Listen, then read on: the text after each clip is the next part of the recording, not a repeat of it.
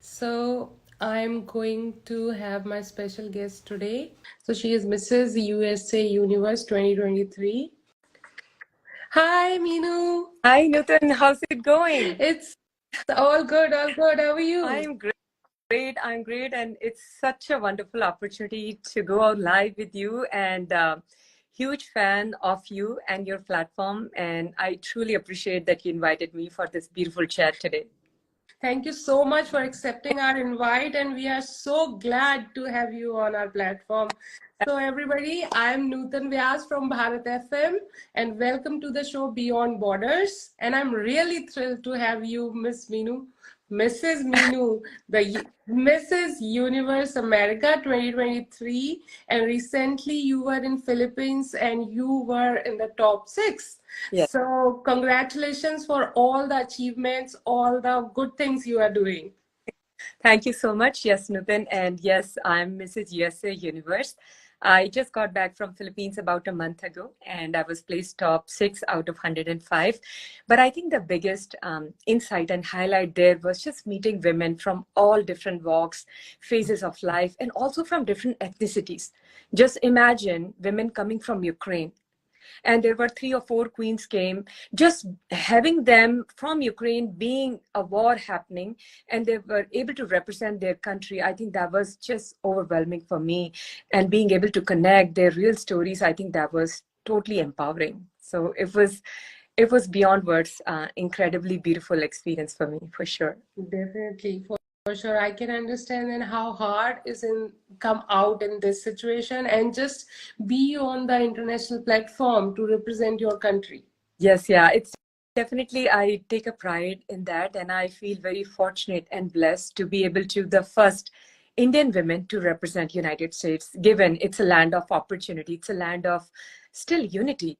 And we all come together like as an immigrant. I'm not somebody born here, but the message that I want to say or give is that no matter whether you're born or not, you can be as American as anybody who's an immigrant here. So I think I took a big proud on that, and I felt blessed and really fortunate to be able to represent a powerful country on an international platform.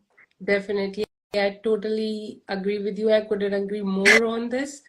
So let's dive directly into our conversation. I'm really excited to get this beautiful gems of wisdom from you, from all the platform you are representing, India, America, or everyone, all the women worldwide, I would say. Yeah, no, for sure. So I think when it comes to the representation on international platform as a women, when we go, one thing that we need to ensure when we are going for a beauty pageant, we are not just a model, but we are role model. So we need to embrace leadership as we are embracing ourselves, and say every day what we do, how we show up and how we talk. We need to make sure that we get a message across. Whatever is your platform, it could be your self-esteem, it could be confidence, it could be that, hey, I belong to a very low socioeconomic status, but that I can still dream big. So I think when you represent women, you need to make sure you're inclusive enough. You can think of any women. It could be any kind of size, shape, color, socioeconomic status, ethnicity, different culture. You need to be inclusive enough that you can represent them all with the graciousness and with the fairness. And I think that that's something I embraced when I was walking into the platform of Mrs. Universe. Definitely. So, I just would like to ask you that this your position as a Mrs. USA Universe, how you going to use it in the favor of the women worldwide? Yeah. What are your plans to use this status to empower others? Yeah, that's a great question. And I think every girl who's going to a pageant should always think about a North Star. It's not about that you go get crowned and you come back. You should think, what are you going to do after that? And I think people who think through that, they are, in my mind, are the real winners. So I knew that when I come back, I would do something where I can empower other women, and I'm already working towards it. So when I came back, I launched my own platform called Ignite.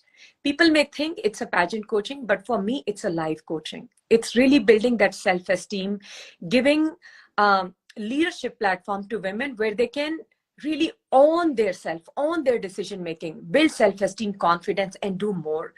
So Ignite Consulting that I launched recently, I'm doing pageant coaching, model coaching, but then also life coaching, career mentorship, where if you have a little fire and I can see that passion in you, no matter who you are, you could be a mother, a young girl, somebody who is a different body type, color, shape, but as long as you have that passion in you, I would like to inflame that. And that's really the meaning of my platform. Inflame your inner passion to bring your full potential outside, on the stage as well as everywhere. So that is one thing I'm working, where I'm connecting, and I'm truly connecting right now. I have at least 20 clients there across the globe right now. Some are doing online and some doing in person. And at the same time, I go to universities where young women I meet, and I do motivational talk, where I build that self-esteem. Because growing up, when I was a teen, I did not have that mentor. I had the fire, but I did not have somebody who could say, hey, you can do this. So I want to become that person now for young women and also women of any age. Such a beautiful idea that if I did find someone, I am going to give it to the world. So someone can find in you. Such a beautiful thought to give to the world. So in that continuation of that, when did that like thing of pageantry sparks in you? When you were like, okay, I want to go there. What was that moment when you wanted to come into that? I would say it was seeded long back when I was a teen. I was somebody, first of all, belonged to a very low socioeconomic status. So when you have low socioeconomic status, you don't have enough resources. You don't have good clothes. You don't have makeup. You have nothing basically to surround yourself, to kind of groom yourself. So I have grown up with a very low self-esteem that I'm not somebody pretty, or at least in my mind, I used to feel ugly.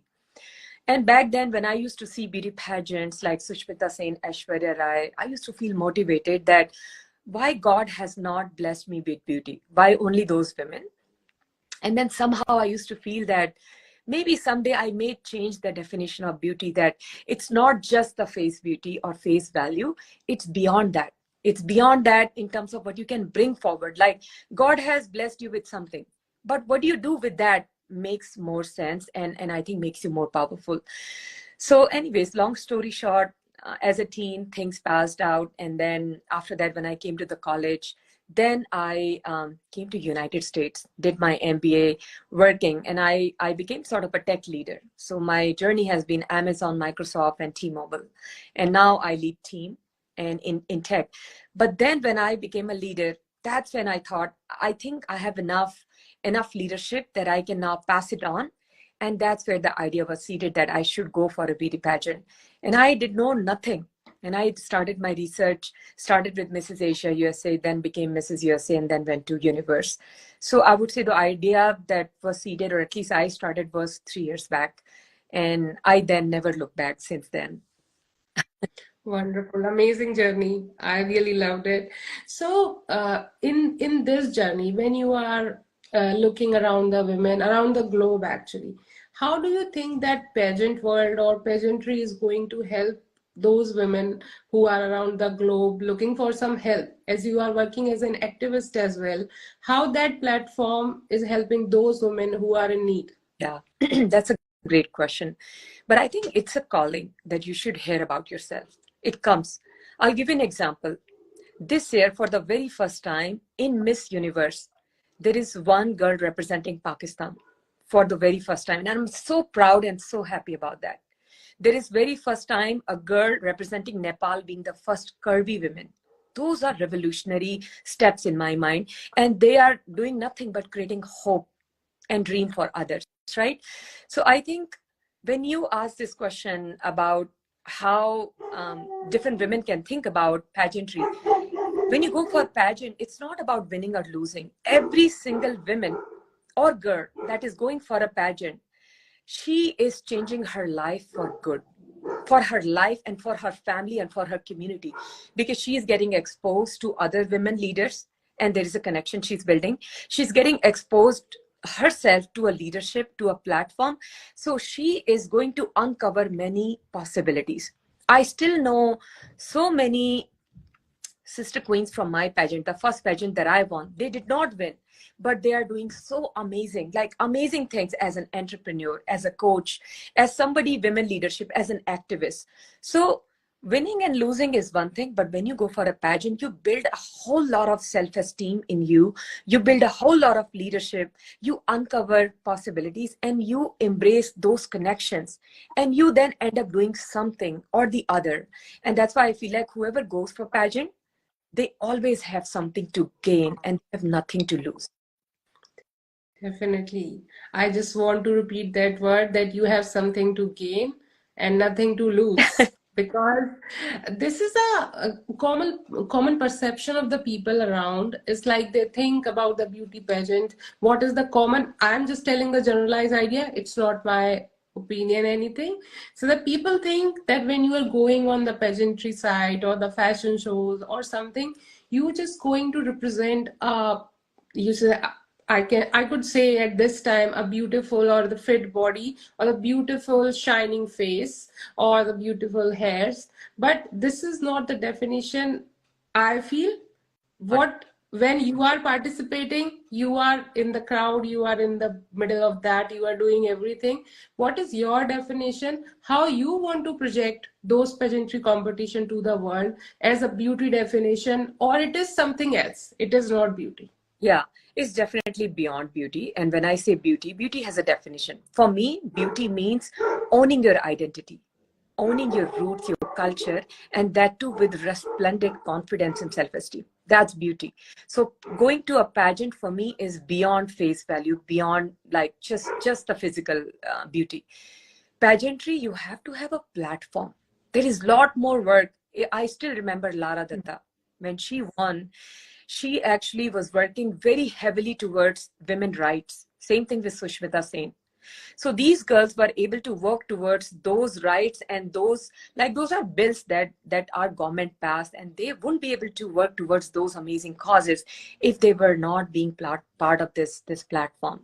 So pageantry, yes, there is glamour, but pageantry goes beyond that. People and girls who win, they have a cause that they're after. Like for me, when I went to Universe, my platform right now, I'm still working towards it, is for domestic violence, and especially for kids. In my mind, and as a kid, when I saw it around me, I somehow became an angry person. So I had to go through therapy. So my platform is about those kids that witness it as a child. And if they do not get treatment, they may become somebody abusive or somehow engage in an abusive relationship. So healing is very, very important. So when you go for a pageant, something like this or the other, you're always involved with community causes. Could be women trafficking.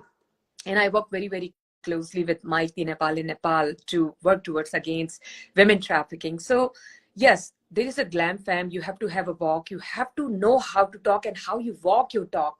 But at the same time, you're very, very heavily involved in our social as well as political causes to make sure you lift women around you and across the globe. And even if you can change one person's life, that's still rewarding, still very rewarding. I'm still processing what you were saying about the thing, like so can you please little bit elaborate about your the work you are doing in the society currently, in the communities as a activist? Yeah, for sure. So there is a group called Nari Shakti, Ek Nai Pehal, that is from India, and the owner is Nupur Dhameja. So when I was working with Corporate Impact, another group, they connected me to her, and then she herself is a Supreme Court lawyer. So what I found out is that whenever there is a domestic violence happen in India, there are two phases. One, they need to find these lawyer service, and if women is economically dependent, how do you think she can even hire lawyer for herself and get the justice. So this service provide them free services as a lawyer, and they are able to basically either represent themselves through the service, or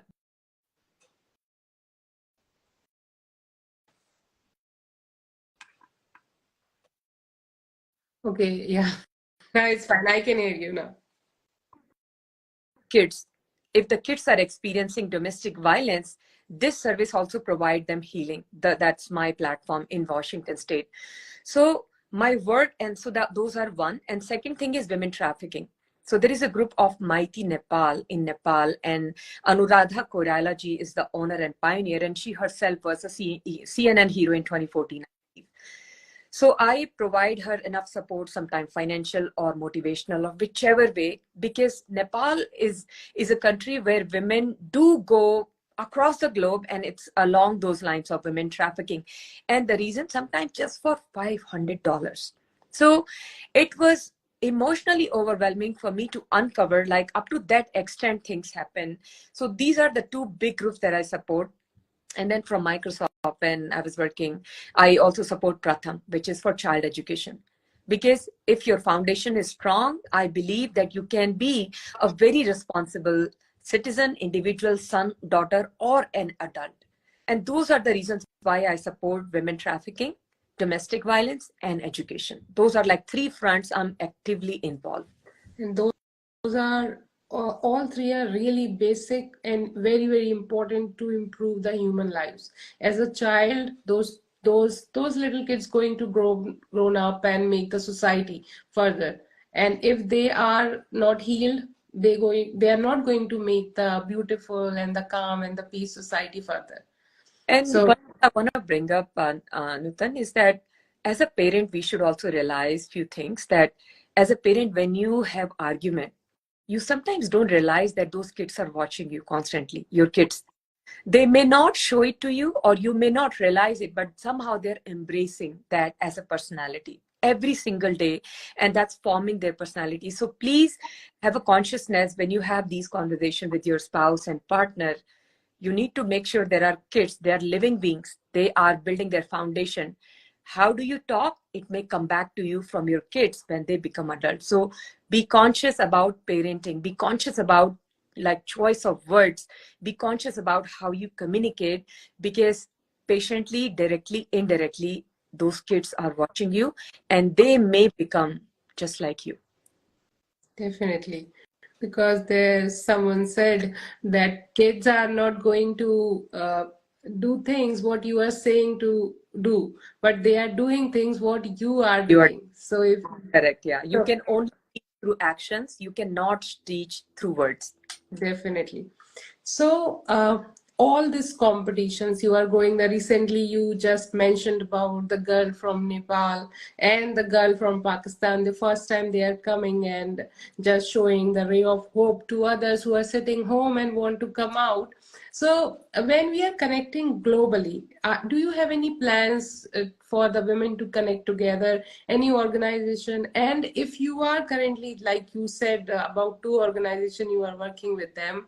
So how we can benefit, how we can provide those benefit to the women here in United States or other places, or how they can connect and get help, Yeah. because here as well it's needed. They are not coming out, or they don't have that place to go, that where they can raise their voice or connect with the Yeah. person who can get some help to them. Yeah. No, that's a great question. And it goes back to a little bit about socio-political status of that country too.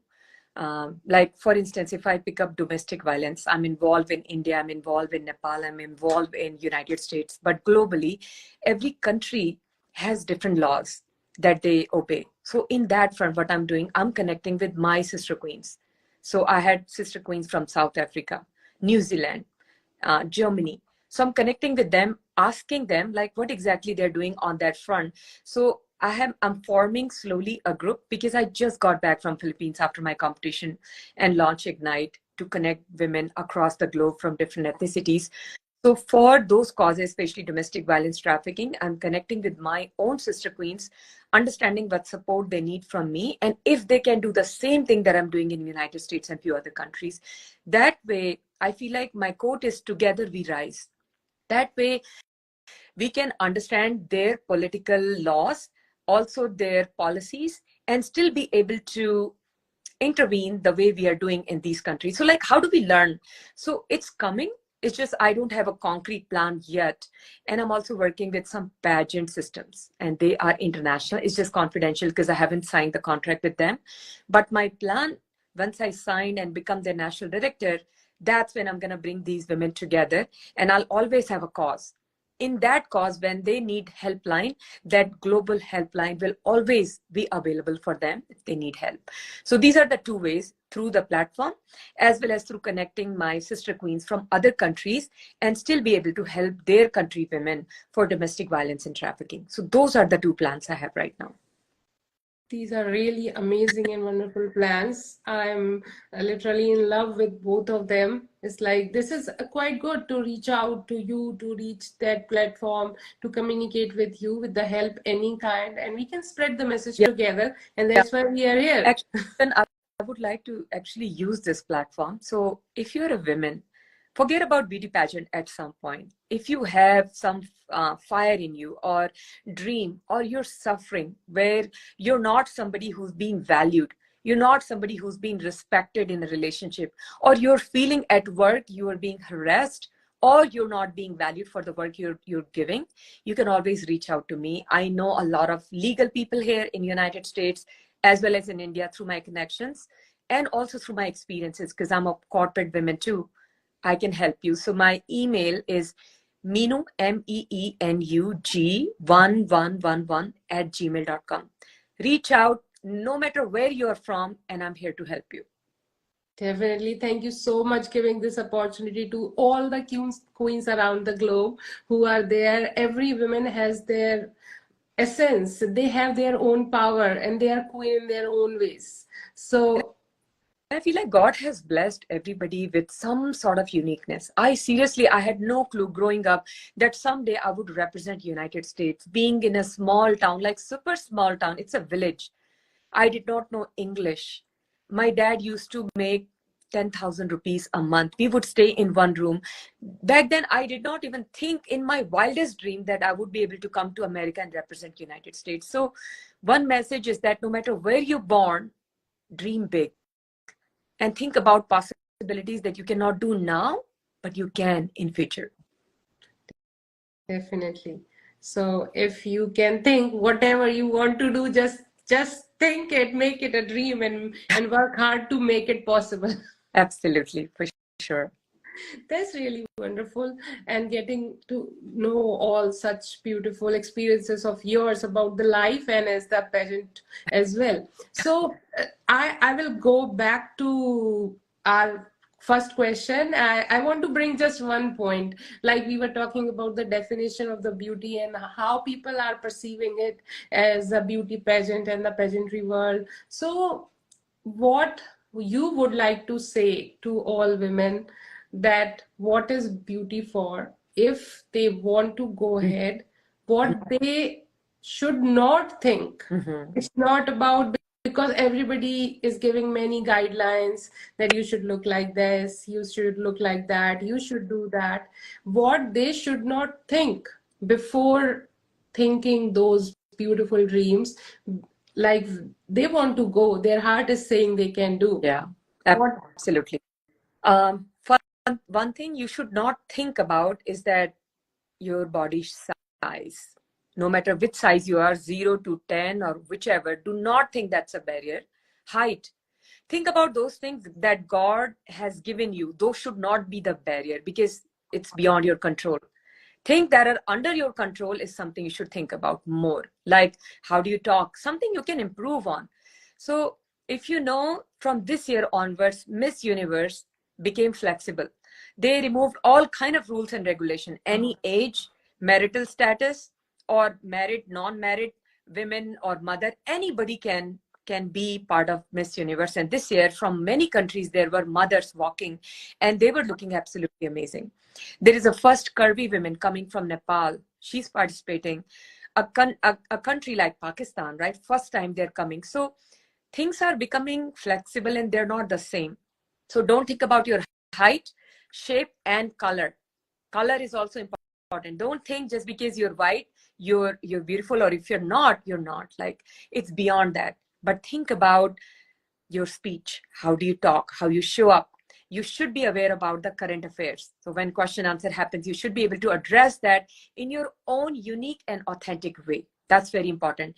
So my advice to all women is that no matter where you are from, who you are, how you look, whatnot, you can still be part of a beauty pageant, because on that stage, what comes out to me as a judge, if I'm the judge, is what you perform and what you, only you, bring out, which is different than others on that very stage. So everybody has equal probability and chance to be able to participate in beauty pageants.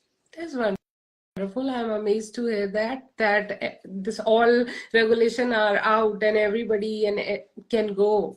And if Miss Universe can do that, trust me, all the beauty pageants going to embrace it. Like in my first beauty pageant, Mrs Asia USA, there were women from all shapes and size and height. And I was so happy to see that, because it did look like to me, this is something authentic, this is relevant, this is real, right? So things are happening. Things compared to last decades, things are changing. Things have been changing, and in a great way. So I'm very appreciative of that. Definitely. If this is the new world, if this is the new platform we are giving to the women as a many different organization from many different organization, this is the great thing to do. Like, you don't have to think, because after a such level of success, you can provide opportunity to many other people, whatever they want to do in their lives. Absolutely, yeah. Absolutely. Okay, so your like, we are talking about most of this thing as a mother, as a wife, how you are managing such big cause and our house, little kids, how you are managing all those things. I mean, it's a juggle, right? It's a juggle. So time management should be on top of your life. It's very important, because if you're not somebody organized, things may slip away very quickly. But at the same time, I want to say that I'm really appreciative of my husband, Vishal. He's from Nepal. And the way he supports, while I'm doing this interview right now, he's with my girl for a class. Wow.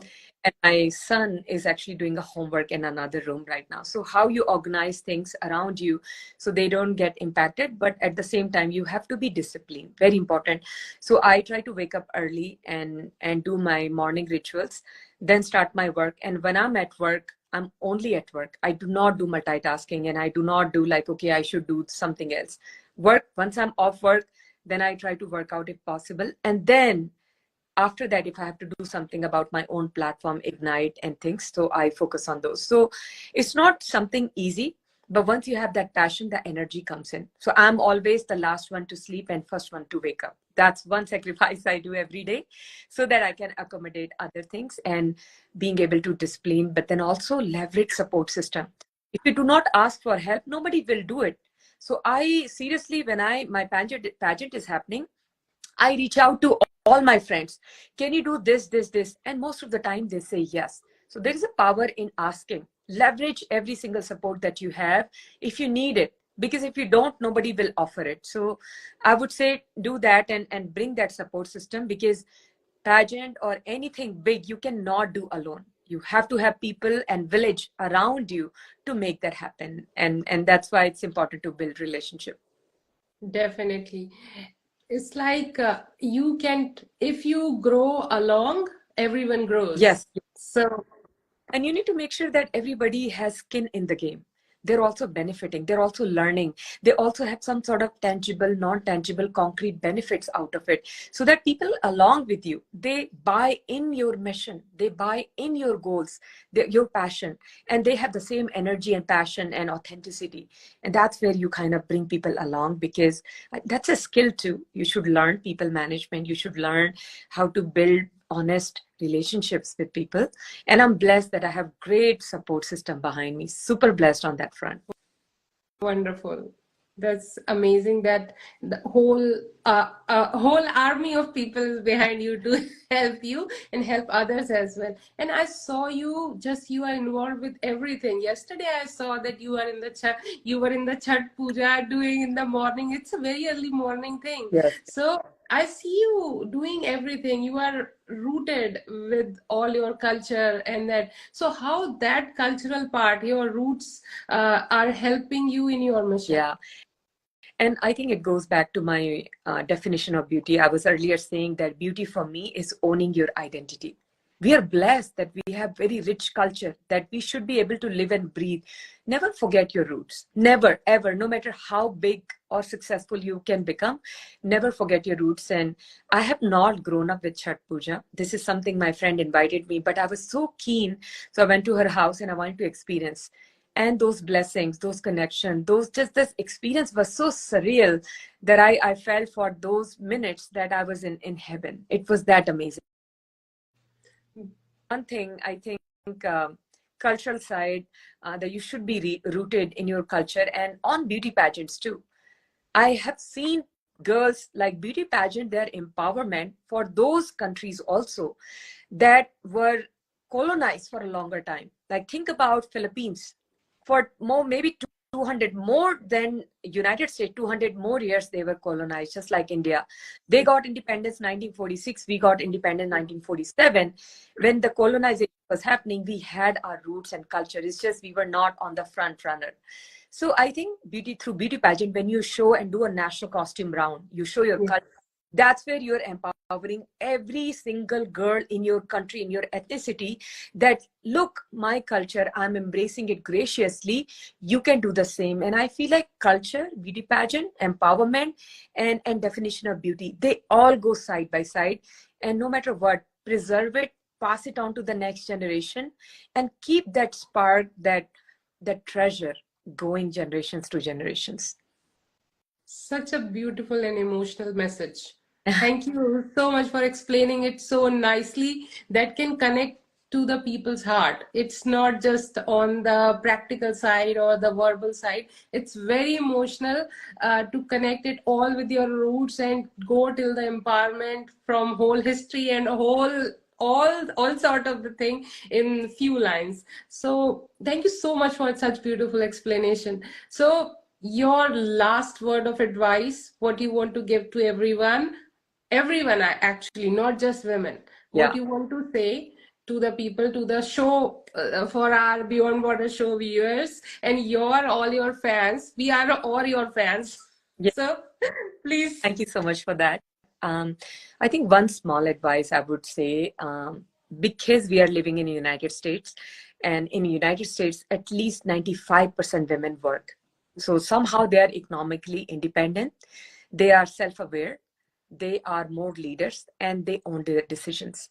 But girls, if you look at third world countries, somehow they have not seen their mother being economically independent. And I'm one of those. My mom was not somebody working, not very educated. So even for buying a sari, she's dependent on my father. So one message that I want to give to each and every woman, whether you're educated or not, try to gain financial independence. Live the life on your own terms. Own every single small or big decision. Whatever you want to study, who you want to marry, what you want to wear, and where you want to travel. Own that. And it doesn't have to be something in corporate career. It could be something, craftsmanship. I don't know, like stitching. Yeah. Stitching. And find the right market for yourself. Make papad. It's okay. There's a market out there for papad making and cottage industries. Or if you are a high school kid, do tutoring and make money.